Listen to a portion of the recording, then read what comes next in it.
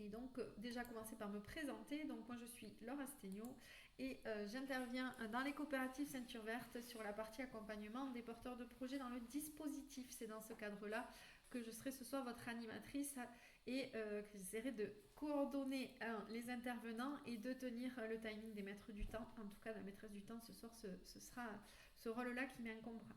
Donc, je vous propose de faire ce focus sur la ceinture verte avec à minima deux intervenants, mais vous verrez qu'on en a un petit peu plus.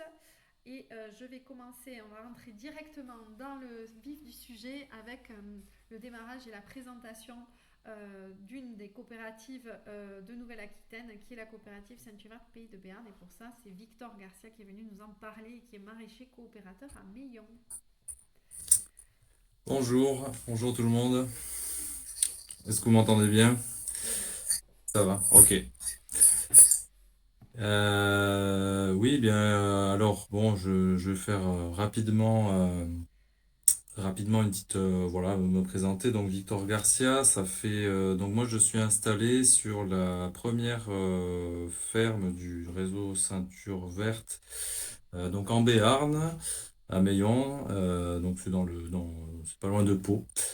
Et donc, ça fait 5 ans que je suis sur une ferme ceinture verte. Alors, pas tout à fait, je vais pas rentrer dans les détails là, mais pas tout à fait membre de la coopérative ceinture verte, puisque c'était mon associé qui à l'origine était membre du réseau, enfin de la coopérative, et on était en GAEC sur cette ferme. Il se trouve que maintenant, donc, je travaille plus avec mon associé, il est parti. C'est moi qui suis sociétaire de la coopérative, enfin de la SKIC Pau Béarn, la ceinture de Pau Béarn. Et voilà, là je suis en EARL. Évidemment, je fais du maraîchage, vente directe. Euh, alors, sur quoi est-ce que je pourrais préciser un peu mon propos? Sur pourquoi une ceinture verte en Béarn, ou en tout cas, quels sont les projets de cette coopérative et comment tu vois cette coopérative ceinture verte Pays de Béarn, toi aujourd'hui en tant que producteur associé. Alors, en Béarn, bon, historiquement, en fait, autour de Pau, il y a une plaine maraîchère qui était assez importante. Il fut un temps qu'il est de moins en moins, et donc il y avait l'idée donc de développer, d'impulser une nouvelle dynamique d'installation pour une agriculture nourricière, donc en l'occurrence du maraîchage, pour nourrir ce bassin de population de l'agglo de Pau. Il se trouve que du coup, moi précisément, la ferme que j'occupe est entourée en fait de fermes maraîchères qui n'ont rien à voir avec la ceinture verte pour le coup, qui sont des fermes qui sont là depuis longtemps. Et la tendance qu'on observe continuellement depuis plusieurs années, c'est qu'il y a quand même moins en moins de maraîchage, et je pense que c'est assez vrai pour beaucoup de zones maraîchères, et de plus en plus de maïs ici, mais ça peut être autre chose. Donc bon, voilà, je pense que ça avait pas mal de sens d'installer des maraîchers, d'aider des maraîchers à accéder à un foncier qui plus est, vraiment difficile d'accès dans la région. Quand je dis dans la région, c'est autour de Pau, mais un peu plus largement en Béarn. Difficile d'accès, c'est quand même une région rurale, donc il y a des enjeux. Il y a des enjeux importants autour des terres, proche de l'agglo de Pau. Il y a tout un enjeu voilà, pour rendre les terres constructibles. Donc oui, ça a du sens clairement entre guillemets, de geler du foncier pour le mettre à disposition de maraîchers et faire en sorte que ce soit donc une activité nourricière qui soit pérennisée sur ces zones-là, quoi. Après, à titre un petit peu plus personnel, moi, je n'aurais clairement pas pu m'installer sans la ceinture verte. Je n'avais pas les ressources financières pour le faire. J'avais pas spécialement envie de m'endetter trop lourdement à titre personnel. Et donc la formule ceinture verte, qui consiste à payer un loyer pour un terrain qui est équipé pour le maraîchage, me convient très bien. puisque j'ai pu rapidement lancer mon activité et en vivre, quoi. Super. Euh, Super. Du coup, on répondra aux questions à la fin de la présentation des trois coopératives. François, voilà, par rapport à ça, aucun problème. Est-ce que pour l'instant, Victor, tu as envie de dire d'autres choses sur cette coopérative de Pau? On pourra compléter au fur et à mesure de toute façon, mais enfin, de Pau, de pays de Béarn. Euh, non. Peut-être je peux rajouter un ou deux points. Oui, vas-y, Cécile, présente-toi. Donc, Cécile Bruyère, je suis depuis un an la directrice de la coopérative Ceinture Verte Pays de Béarn. Et donc, en fait, cette coopérative, comme vous voyez sur la diapo, c'est un collectif de plusieurs acteurs et c'est le cas dans toutes les coopératives Ceinture Verte. Et donc, c'est aussi un outil pour opérer un projet de territoire. Et ce projet de territoire, comme l'a dit Victor, il est fondé sur la volonté de relocaliser la production alimentaire sur le territoire. Donc, c'est bien porté par l'agglo de Pau et les collectivités du Béarn, cette volonté qui sont réunies dans un projet alimentaire territorial. Et il y a aussi la volonté des citoyens de ce territoire de s'associer à ce projet au travers du Collège des investisseurs solidaires qui sont un gros soutien dans cette coopérative. Et les autres acteurs, c'est l'ensemble des acteurs du développement de tous bords qui sont mobilisés au sein de la coopérative. Voilà, donc le projet, c'est la relocalisation. Et les projets à venir, comme l'a dit Victor, on est sur une plaine maraîchère qui est en train d'être, qu'on cherche à maintenir. Donc l'enjeu aussi pour la suite de la coopérative, c'est de devenir un acteur pour la transmission des exploitations agricoles qui existent déjà sur lesquelles les maraîchers vont partir à la retraite. Voilà. Ok, merci Cécile. Du coup, on va enchaîner sur cette partie-là et je passe la parole à Élodie Blanchard qui va se présenter et qui va présenter la suite de la coopérative. Donc, bonjour à tous. Je suis la directrice pour le coup de la coopérative Centre Vienne, donc dans la Vienne, et de la coopérative des terroirs de Haute-Vienne dans la Haute-Vienne.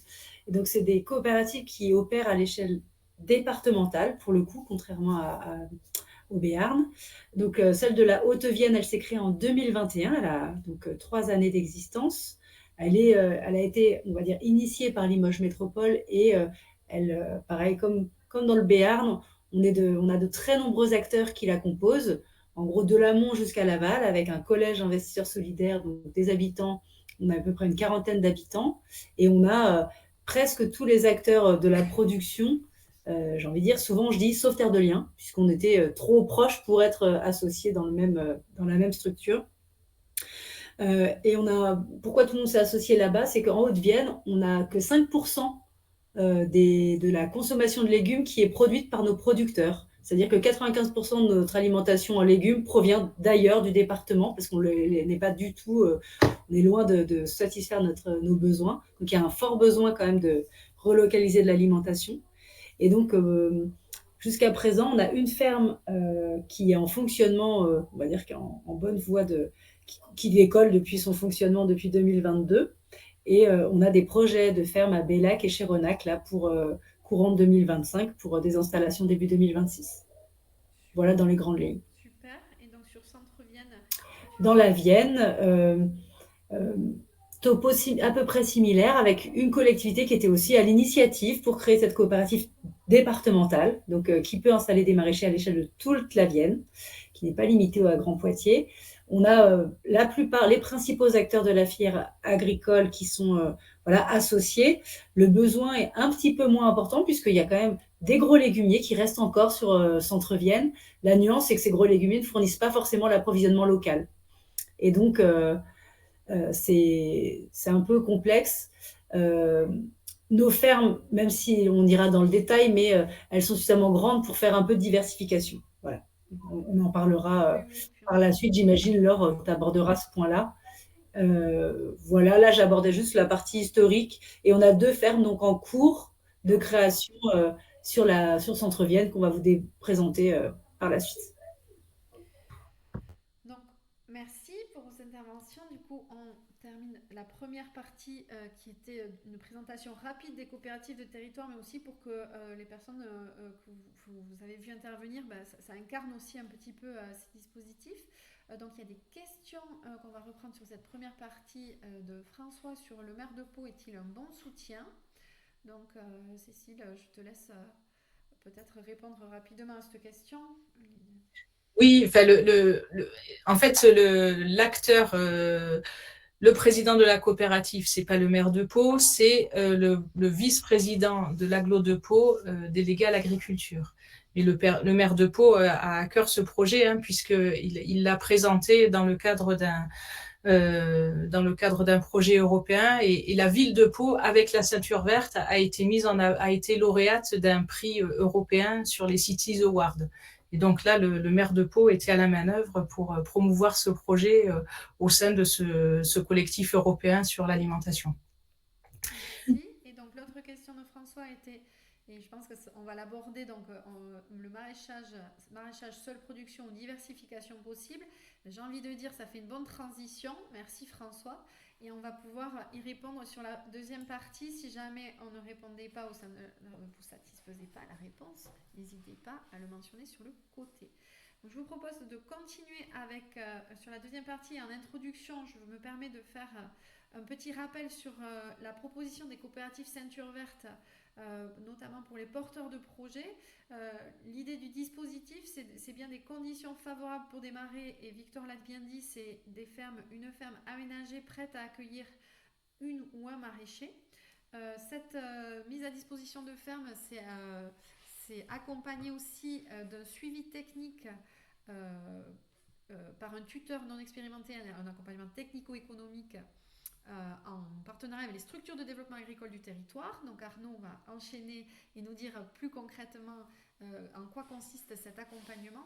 Le dispositif, il permet une installation où le porteur de projet se voit à charge le matériel de production et de commercialisation. Le reste étant porté par la coopérative, et donc à voir aussi dans les modes de financement de ce matériel de production et de commercialisation, qu'est-ce qui peut être mobilisé pour diminuer en tout cas cet investissement personnel.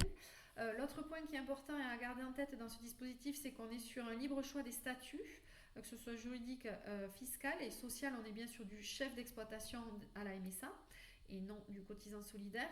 Et en termes d'organisation de la production et de la commercialisation, ça aussi c'est un libre choix par les maraîchères et les maraîchers indépendants qui sont bien chefs d'exploitation en leur nom propre, c'est-à-dire en exploitation individuelle ou en société, comme l'a précisé Victor, puisque voilà, les GAEC ou les EARL sont possibles. Donc, comment ça se sécurise? À travers un bail rural à long terme de la ferme adossé à un contrat de coopération pour la mise à disposition des infrastructures, mais aussi pour engager l'accompagnement technique. Ces contrats sont résiliables tous les ans par le maraîcher et la maraîchère, donc il n'y a pas d'engagement sur une durée minimum de 5 ou 10 ans. Le maraîcher et la maraîchère est libre de cesser l'activité à tout moment, et nous sommes engagés auprès des maraîchers et des maraîchères par ce contrat aussi de coopération, mais surtout ce bail rural à long terme qui fait bien référence au code rural. Et donc pour cette mise à disposition, Victor là aussi l'a dit, il y a une cotisation mensuelle qui est à payer à la coopérative, et elle est bien progressive sur les 3 premières années d'installation. Ça, c'était pour remettre le cadre si jamais ça n'était pas clair. Et donc, je vous propose d'enchaîner avec Arnaud pour la partie des fermes.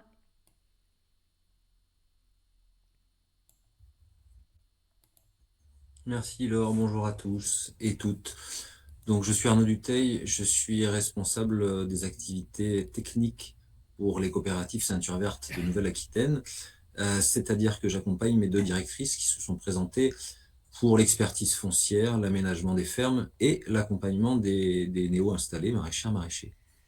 Comme vous l'a résumé Laure, Ceinture Verte, c'est une ADN avec 3 axes fondamentaux: préaménager des fermes, offrir une dynamique collective, notamment dans l'accompagnement et dans l'implication coopérateur, et puis effectivement conserver une liberté d'entreprise, que ce soit dans les statuts, mais aussi dans les choix de débouchés et effectivement de diversification, pour répondre à la question de François. Tant qu'on reste dans le cadre, de valorisation des infrastructures en place, et la liberté de pouvoir arrêter son activité quand on le souhaite.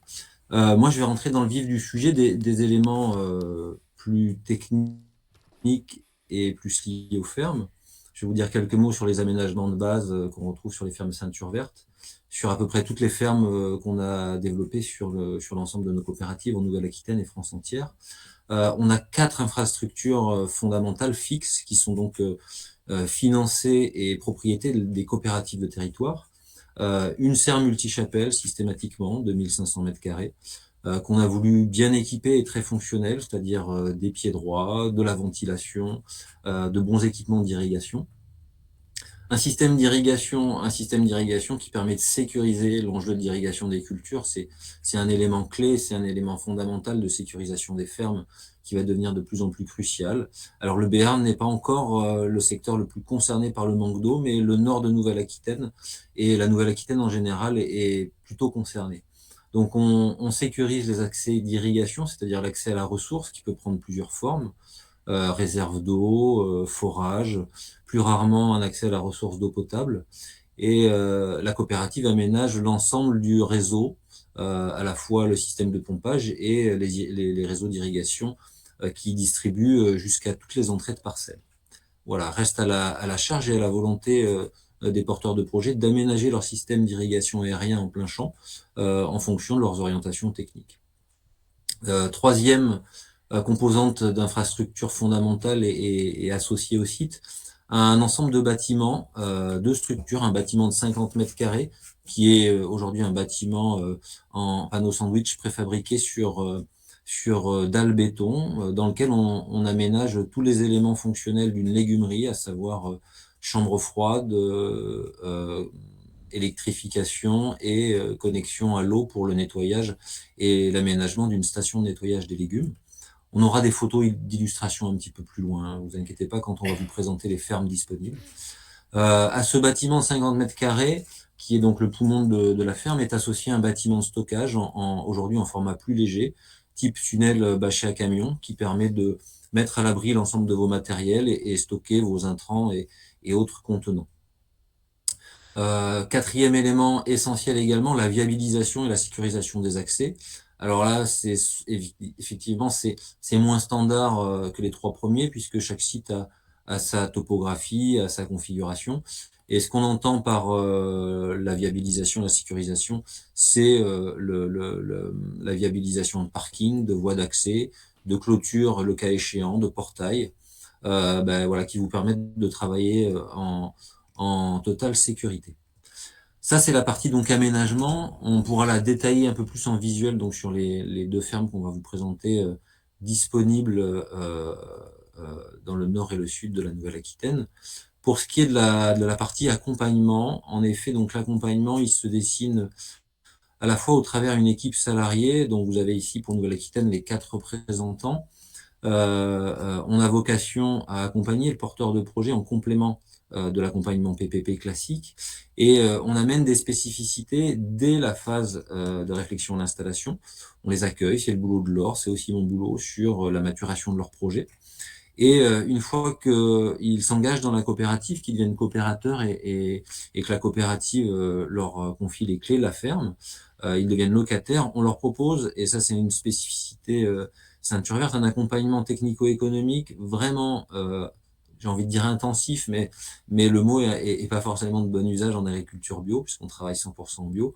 En tout cas, un accompagnement à la carte avec 2 piliers fondamentaux. Ça a été dit tout à l'heure, un pilier local, un ancrage avec un tuteur qui permet aux porteurs de projets de s'intégrer dans le tissu local agricole et de bien connaître les tenants et les aboutissants de son territoire et de son micro-terroir. Et puis un accompagnement technique plus conventionnel avec des spécialistes internes ou externes du réseau ceinture verte. À ne pas négliger l'intégration dans les réseaux en général et dans les dynamiques de projets collectifs grâce à la dimension coopérative. Et effectivement, nos maraîchers ont un statut à la fois de bénéficiaires des infrastructures, mais aussi d'acteurs dans la co-gouvernance des coopératives. Voilà.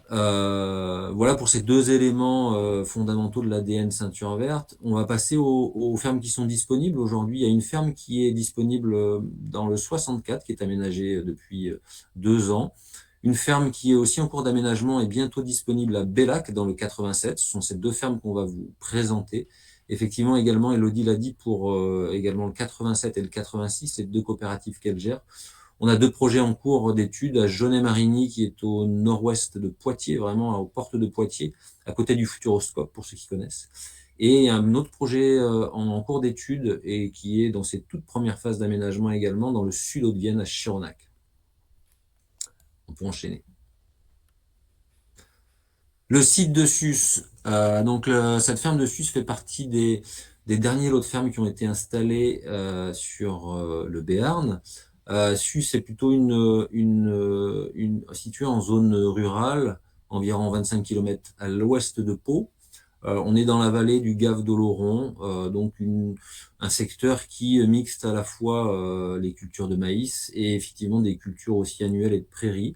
L'élevage y est sans doute un peu plus présent que dans la zone traditionnelle du Gave de Pau. Cette ferme a un sol de type limoneux, profond. C'est des terrains qui sont plats, plutôt fertiles. Les précédents, avant le démarrage de l'activité, étaient des légumes et du maïs. Et effectivement, sur l'ensemble de la ferme aujourd'hui, par les activités précédentes des maraîchers qui ont été présents et qui sont présents, il y a aussi des cultures de légumes. C'est une ferme disponible à partir de 2026, 1er janvier. Donc sa particularité, c'est une ferme semi-collective, c'est-à-dire qu'il y a 3 fermes aménagées sur le site. La ferme fait 6 hectares et on a 3 unités de 2 hectares. Vous les avez là, effectivement, Laure est en train de nous surligner le plan d'allotissement en bas à droite de la slide. Une ferme en rouge, une ferme en vert et une ferme en jaune, avec sur la partie sud le regroupement des bâtiments et ensuite sur la partie nord l'ensemble des pleins champs. Voilà, vous avez une petite zone en bleu également que je vous expliciterai un petit peu plus loin. Donc les infrastructures types, là on les retrouve. Vous avez des serres multichapelles, donc il y a 3 unités de 1500 m² qui sont regroupées pour les 3 fermes. Vous avez 3 tunnels verts, un disponible pour chaque ferme également, et 3 bâtiments de 50 m², si Laure tu veux bien à peu près nous le localiser au-dessus du parking, qui sont regroupés, donc qui sont mitoyens. Il y a 3 unités de 50 m², une unité disponible par maraîcher. Comme sur la plupart des fermes, donc chaque bâtiment est équipé d'une chambre froide de 40 m3, d'une zone de lavage, conditionnement. Tous les appoints électriques en bâtiment et en tunnel vert permettent de déployer ces systèmes, ces matériels dédiés dépendants de l'électricité. On a la particularité de cette ferme, c'est qu'au niveau réseau d'irrigation, elle est connectée à l'eau du réseau avec des compteurs individuels. C'est-à-dire que chaque ferme a son compteur individuel et le bâtiment également a un compteur spécifique pour les eaux de lavage. Un autre point de vue de la ferme qui permet d'en avoir une vision en 3D, on revoit bien la localisation du bâtiment que nous indique Laure. Juste à côté, on a un ensemble de parking qui est collectif. C'est un site semi-collectif, donc ça implique une gestion aussi et un entretien collectif. Ce sont les serres du fond qui sont disponibles, ainsi que le plein champ qui est au fond pour 1 hectare. La petite particularité de cette ferme, c'est qu'on a en contre-haut de ce plein champ un bloc d'1 demi-hectare qui faisait partie du lot au moment de l'acquisition du foncier, puisque là c'est un foncier à la propriété de la coopérative. Un lot de prairies naturelles légèrement pentues, difficile à aménager en maraîchage et qui pourrait très bien s'orienter vers une petite activité de diversification arboricole, petits fruits ou petit élevage pour le porteur de projet. Je laisse la parole à Cécile pour vous évoquer les opportunités de transformation sur le En territoire. fait, Sus, c'est un site qui est donc dans le Béarn et un peu éloigné de la communauté d'agglo de Pau. Mais c'est un site qui est dans un territoire de la communauté de communes du Béarn des Gaves, qui est un territoire qui développe un vrai projet pour accueillir les personnes qui viennent s'installer en milieu rural. Et valoriser les produits locaux. Donc, ils ont une pépinière d'entreprise qui est située à 20 minutes de la ferme. Et puis, sur cette pépinière d'entreprise, il y a un superbe labo de transformation qui est porté par la communauté de communes. Et donc, cet labo de transformation, il est équipé d'équipements professionnels qui ont été financés par la communauté de communes. Et il permet vraiment tout type de transformation de production végétale. Donc, il permet de réaliser des préparations culinaires, de produits de jus, des jus, de stériliser les produits, de sécher les végétaux et puis d'organiser des animations et des formations autour de la thématique alimentaire. Et derrière ce laboratoire, il y a aussi un collectif de citoyens qui s'investit pour aider les acteurs du territoire dans la confection, je crois qu'on dit confection de leurs recettes et dans cette dynamique-là. Donc voilà, c'est un peu loin de Pau, mais c'est un territoire qui gagne à être connu pour s'installer dans une nouvelle vie rurale. Merci Cécile. Donc, je vous invite à continuer à poser vos questions et on y répondra après la présentation de l'autre ferme. On enchaîne avec, on part pour l'instant, enfin, on bouge, on monte ou on descend, je ne sais pas comment vous dites, mais en tout cas en Haute-Vienne, sur le site de Bellac, qui est en cours d'aménagement. Tout à fait. Donc là, on fait la diagonale à peu près stricte sur le nord-est de la région Nouvelle-Aquitaine pour arriver en Haute-Vienne, département historiquement d'élevage. La ferme qui est en cours d'aménagement se situe donc à Bellac, qui est une sous-préfecture du nord du département. On est sur un territoire transition entre la zone d'élevage plutôt vallonnée du Limousin et les zones, le démarrage des plaines qu'on retrouve au bassin d'Aquitain, notamment avec la zone de la Vienne. Donc en termes de paysage, on est sur la basse vallée de la Gartempe avec un paysage que je trouve, sans être chauvin puisque je suis auviennois, plutôt magnifique, qui mêle à la fois un historique de maillage de haies et de petites parcelles qui étaient liées aux pratiques d'élevage, notamment ovin. On en voit un peu là sur la photo, je ne sais pas si c'est très net.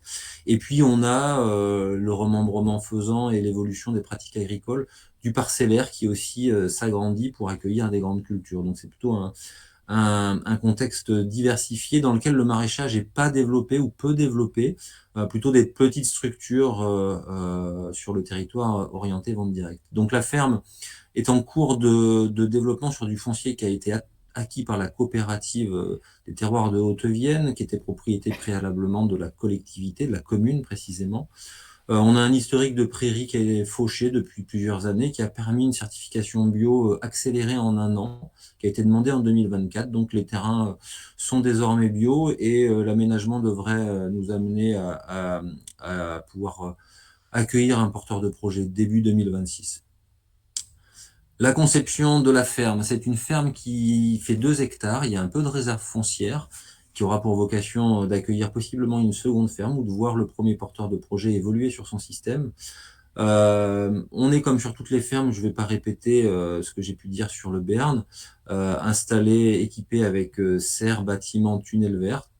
La particularité de ce secteur-là, c'est qu'on a un forage pour récupérer des eaux et on va concevoir installer un bassin de réserve d'eau de 3000 m3. Le plein champ et les surfaces plein champ font un petit peu moins d'1 hectare et la configuration du parcellaire nous a invités à organiser une partie de ce plein champ sur des configurations qui sont compatibles au projet de micro-ferme. Donc c'est une ferme qui pourra être conduite en production bio-intensive et ou en configuration classique à la discrétion du porteur de projet. Les aménagements qui ont été réalisés sur cette ferme, là, donc là, c'est des photos issues de la ferme. Vous avez plusieurs étapes qui indiquent, qui montrent que la ferme s'est construite sur l'année 2024. Vous y retrouvez les serres. En entrée du parcellaire, vous avez localisé le bâtiment et le tunnel vert avec une zone viabilisée là, qui a accueilli le bâtiment. À l'intérieur du bâtiment, j'avais profité pour vous mettre une photo qui fait le focus sur la présence d'une chambre froide, 40 m3. Vous avez donc aussi un petit détail sur les aérations latérales motorisées des tunnels. Là, on est sur des tunnels, sur ces projets-là, on a travaillé avec les tunnels de marque Casado, qui est un fabricant qui est basé en Dordogne.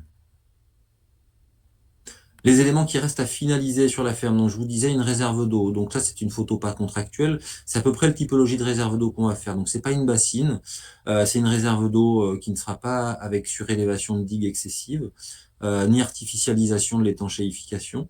Une réserve d'eau de 3000 m3 qui récupérera les eaux de drainage qui sont traditionnellement existantes mais qui vont être améliorées. Je vous ai mis les photos à gauche. On est sur des zones, on est sur du parcellaire agricole avec des argiles en fond de profil, donc des besoins de drainage hivernal qui étaient organisés traditionnellement par des fossés qu'on va améliorer par du drainage. Et puis donc il reste à mettre en place l'irrigation également. Voilà pour la ferme. Je relaisse la parole à Cécile ou Laure. Non, non, je prends la suite. Donc, merci Arnaud. On va moi je clôture sur cette partie-là avec les autres pistes foncières en cours d'étude. Donc, les coopératives Ceinture Verte, aujourd'hui, il y a 3 coopératives qui vous sont présentées et qui sont existantes, mais il y a aussi des discussions sur d'autres territoires, notamment la Gironde, la Charente-Maritime. Il y a également des projets de développement possibles sur le territoire de Haute-Vienne. On en a parlé tout à l'heure avec Chironac. Donc des fonciers qui sont en cours. Donc c'est pour ça que c'était l'idée de vous dire aussi en Nouvelle-Aquitaine, c'est pas figé aux 3 coopératives dont on parle ce soir, il y a bien des opportunités qui vont sortir. Du coup, je prends les questions qui sont en cours. Donc je ne sais pas François si ça a répondu, maraîchage, seule production ou diversification possible, mais Arnaud a illustré sur le site de SUS que la diversification est envisageable suivant les possibilités sur les sites, mais effectivement même sur les sites il n'y a pas des réserves foncières supplémentaires, il est possible de rajouter des activités, et ça on le voit lorsqu'on se rencontre sur la première partie ensemble, dont je vous présenterai tout à l'heure, partie débroussaillage. Oui, du coup, oui Arnaud ? Oui, à titre d'exemple, on a des coopérateurs qui ont installé des serres complémentaires pour faire pépinière et d'autres qui envisagent d'installer des serres en complément également. Donc, autre question, dans les conditions de départ, est-ce qu'au démarrage, un accès au marché, circuit court est mis à disposition? Donc ça, je vais faire une réponse aussi, mais ça dépend. C'est pas la coopérative qui configure le circuit de commercialisation des maraîchères et des maraîchers qui s'installent. C'est bien le maraîcher et la maraîchère qui décide de son système de commercialisation, de ses choix de commercialisation. Il peut y avoir un soutien des coopératives locales sur, en tout cas, une mise en relation avec les partenaires pour pouvoir ouvrir éventuellement des accès à des places de marché de plein vent ou autres. Mais aujourd'hui, ça ne fait pas partie des modalités de départ dans le cadre de l'aménagement de la ferme de base dont on parlait. Il y a une autre question d'Emma sur l'installation d'un forage. Est-il envisageable à SUS, sachant que le réseau est branché au réseau, sachant qu'on est branché sur le réseau d'eau actuellement. Donc Arnaud, peut-être une réponse là-dessus, ou Cécile, mais je pense qu'Arnaud, au niveau technique, qu'est-ce qui est... Je pense que la problématique n'est pas d'ordre technique, elle est peut-être plutôt d'ordre d'autorisation. Je ne sais pas si Cécile a les éléments, puisque autant Cécile que moi, on est arrivé sur les activités du Béarn il y a 1 an. Ça fait partie des historiques. Cécile, tu te souviens des raisons? Il y a eu un forage, un pré-forage qui avait été réalisé et qui avait été infructueux. C'est vrai. Donc, en fait, le forage n'est pas la solution sur ce site-là, malheureusement. Voilà, c'est un site qui est branché sur le réseau d'eau. Et si on voulait faire un aménagement de type réserve, il faudrait que la coopérative retrouve des moyens pour pouvoir financer ce nouvel investissement. Et aujourd'hui, la ferme est construite comme ça. Voilà. Merci. Du coup, notre question, est-ce qu'il n'y a pas d'initiative en 19, notamment autour de Brive, donc en Corrèze? Élodie, je te laisse la main sur cette question-là, toi qui es plutôt sur ce territoire. Pour l'instant, autour de Brive, en fait, il y avait déjà un bassin maraîcher déjà un peu existant. Et donc, c'est vrai que ce n'était pas là-bas qu'on a eu le plus d'appels du pied. Pour l'instant, on accompagne Tulaglo sur un projet de production maraîchère. Et on a une commune qui est à Soudeilles, qui est plutôt un peu plus près du plateau de Millevaches, qui a fait un appel à candidature pour des maraîchers et qu'on rencontre dans 1 semaine, si je ne me trompe pas, pour voir comment est-ce qu'on pourrait éventuellement faire une ferme Ceinture Verte avec l'accompagnement tel qu'on vous l'a présenté pour faire en sorte qu'on s'assure de la réussite des porteurs de projets sur ce site-là. Voilà. Mais dans tous les cas, on a prévu quand même d'aller réinterroger les gros acteurs du département dont Brive, l'agglo de Brive, parce qu'ils sont porteurs d'un projet alimentaire territorial.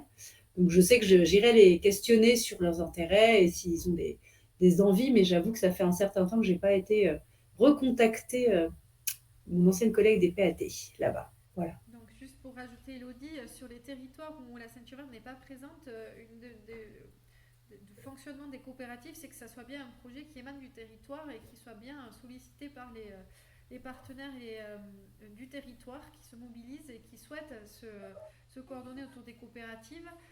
Et donc, c'est pas forcément la ceinture verte qui fait le tour des départements à taper aux portes pour vendre entre guillemets une prestation. Bien entendu que ça fonctionne pas comme ça, mais que c'est bien un engouement du territoire dans un collectif pour se lancer. Voilà, donc ça c'était important à du coup rajouter. Une autre question d'Emma, où se trouve le projet en Gironde? Donc effectivement sur les pistes foncières en cours d'études en général, on ne communique pas, mais Cécile, si tu veux peut-être en dire un peu plus. Pour l'instant, le projet est encore en phase exploratoire et c'est pas sur Bordeaux Métropole, ça serait plutôt plus largement autour de la Gironde. Mais voilà, on peut pas, comme l'a dit Laure, il n'y a pas de piste sûre. On est vraiment c'est bien ça l'idée, hein. La coopérative, c'est un projet de territoire, donc il faut d'abord faire l'équipe qui va porter le projet et après on ira chercher les opportunités foncières. Mais voilà, donc on n'a pas de localisation très proche, mais l'idée c'est d'être quand même proche de là où il y a des mangeurs aussi quand même. Voilà. Un point important aussi à rajouter, et je pense qu'Arnaud ira dans mon sens, c'est que lorsqu'il y a des études, des pistes foncières en cours d'études, il y a quand même au niveau de la ceinture verte aussi une grille notamment que les responsables techniques ont mis en place sur les validations de foncier. Et de la même façon que des porteurs de projets lambda, on se retrouve aussi à devoir faire ces analyses-là pour faire ses choix. Et communiquer trop tôt en amont, c'est aussi donner de faux espoirs peut-être à des porteurs de projets et s'engager sur des endroits où après on serait dans l'obligation de dire non, ça ne va pas se faire. Donc je ne sais pas Arnaud si tu veux rajouter juste un point là-dessus parce que c'est important pour préciser que voilà, Oui, il y a plein de pistes en cours, mais il y en a aussi plein qui s'arrêtent vite. tout à fait. Et en plus des évaluations purement agricoles et agronomiques, pour répondre à la question de François, il y a une première approche des opportunités commerciales de débouchés, à savoir la présence de maraîchers concurrents et le bassin de consommation en général. On essaye d'être vigilant là-dessus, et même si effectivement on ne garantit pas un accès à des marchés préétablis, on essaye d'identifier le potentiel commercial des zones dans lesquelles on implante les fermes pour assurer les débouchés malgré tout derrière. Si Laure, tu me permets, la ceinture verte, c'est un dispositif complémentaire des autres dispositifs à l'installation. Donc, quand la ceinture verte se développe, c'est bien pour être complémentaire à ce qui existe déjà et pas bouleverser le tissu existant.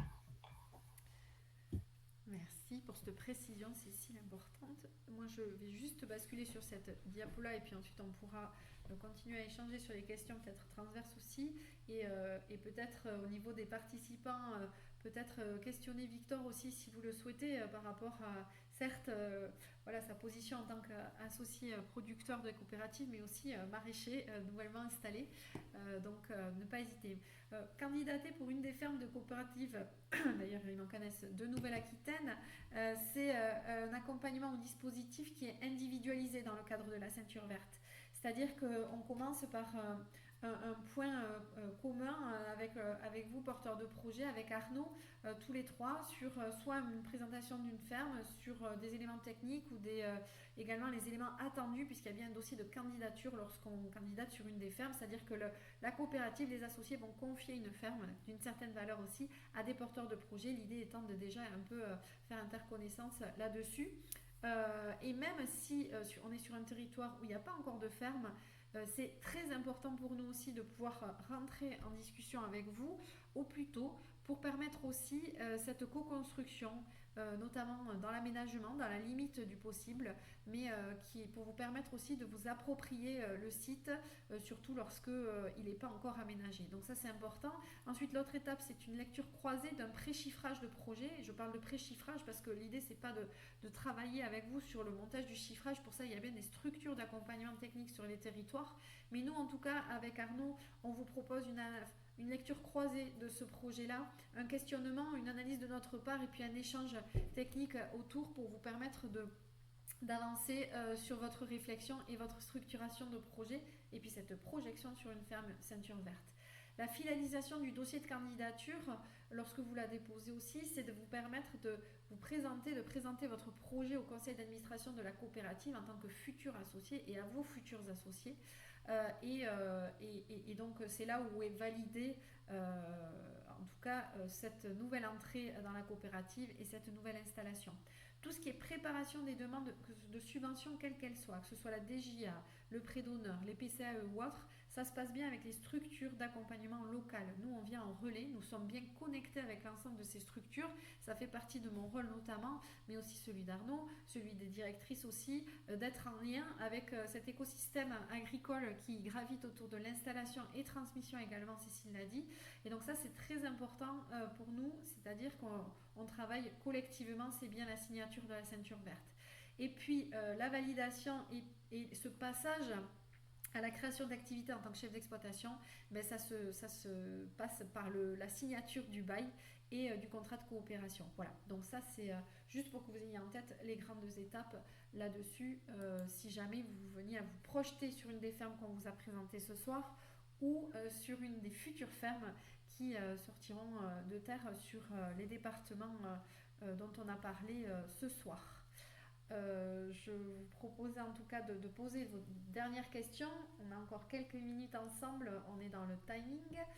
Donc des questions par rapport à ce qu'on a pu vous présenter ce soir ou des questions aussi auprès de Victor qui est là et qui saura qui parle mieux que les producteurs associés du dispositif ceinture verte. Voilà. Donc n'hésitez pas. Je laisse la porte ouverte et n'hésitez pas à le faire en ouvrant le micro si vous le souhaitez.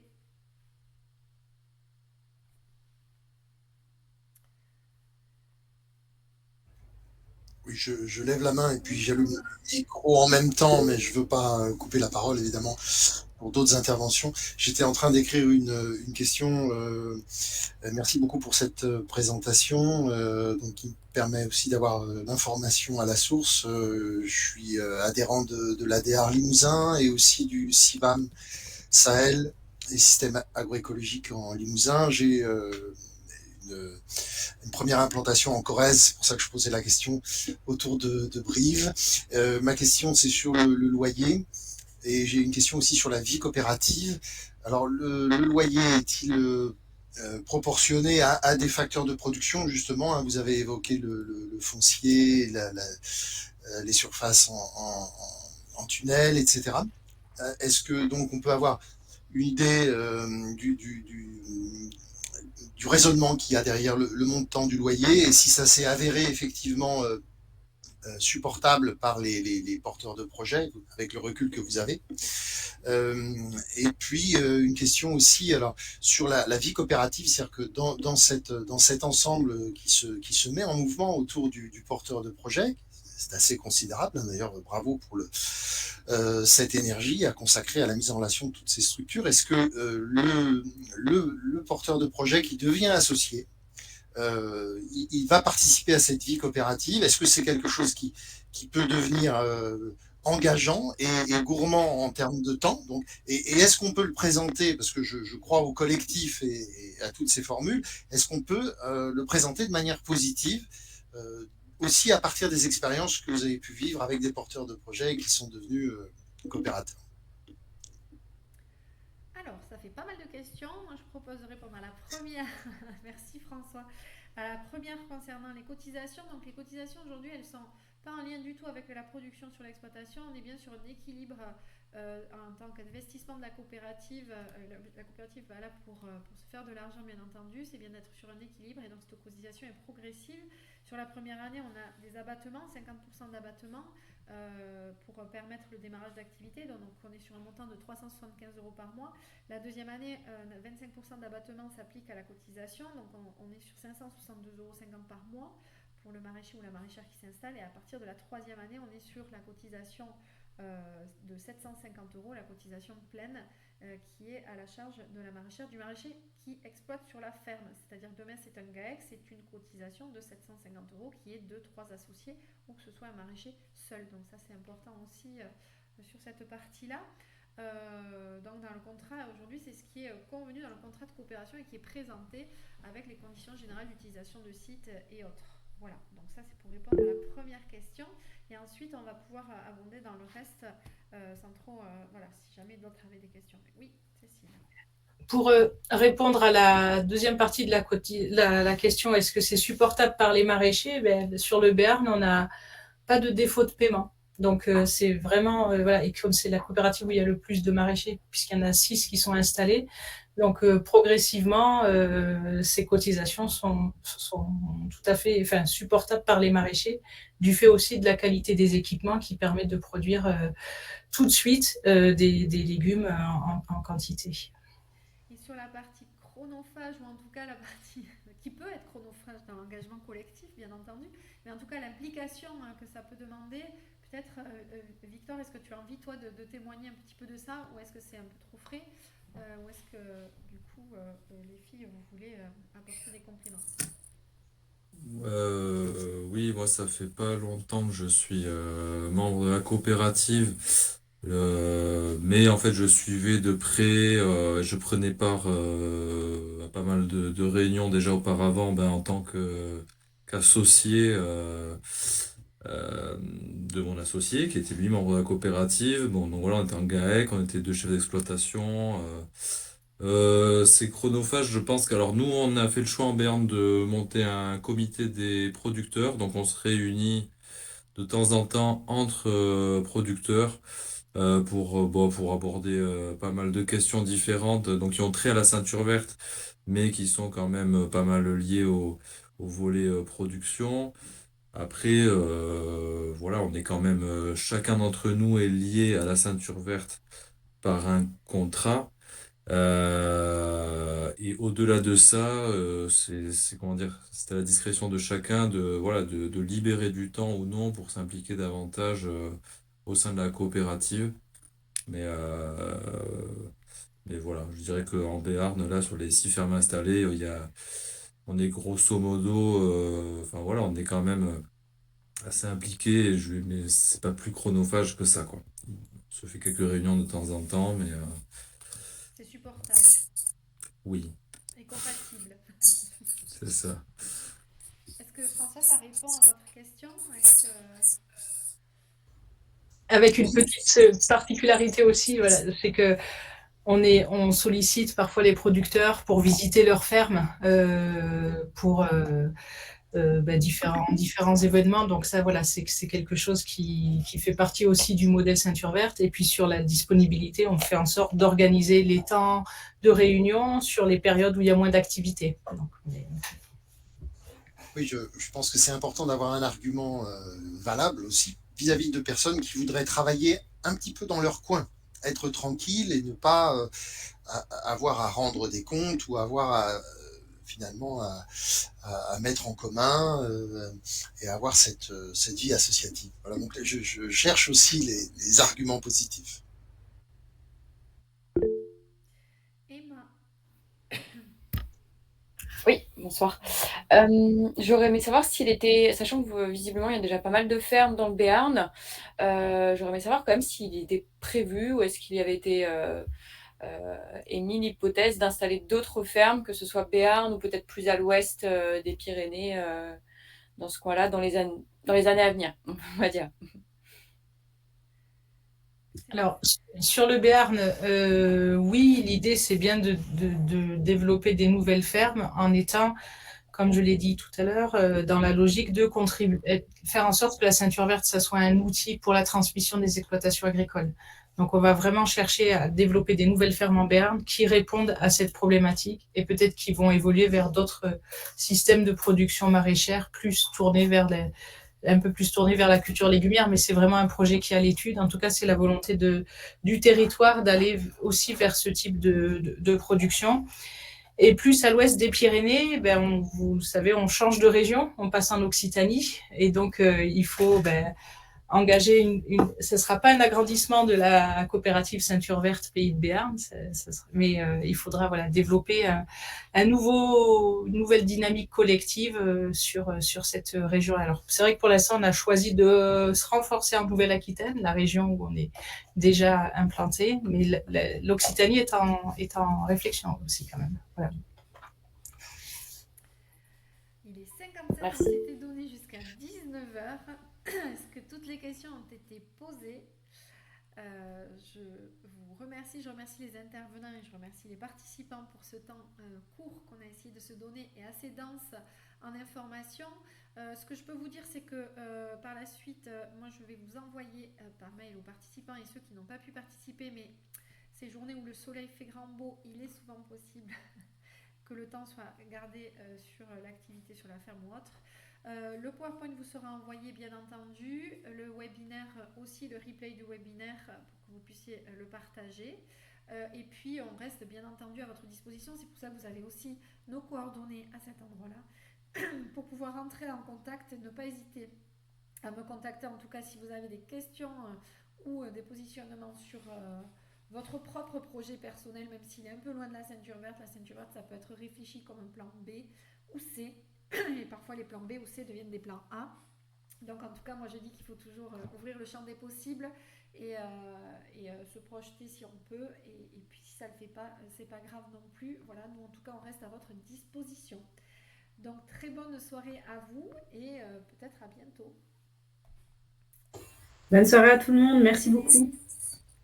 Au Au revoir. revoir. Merci Victor. C'est vrai qu'il est resté connecté. Il va peut-être. Voilà. Ça y est.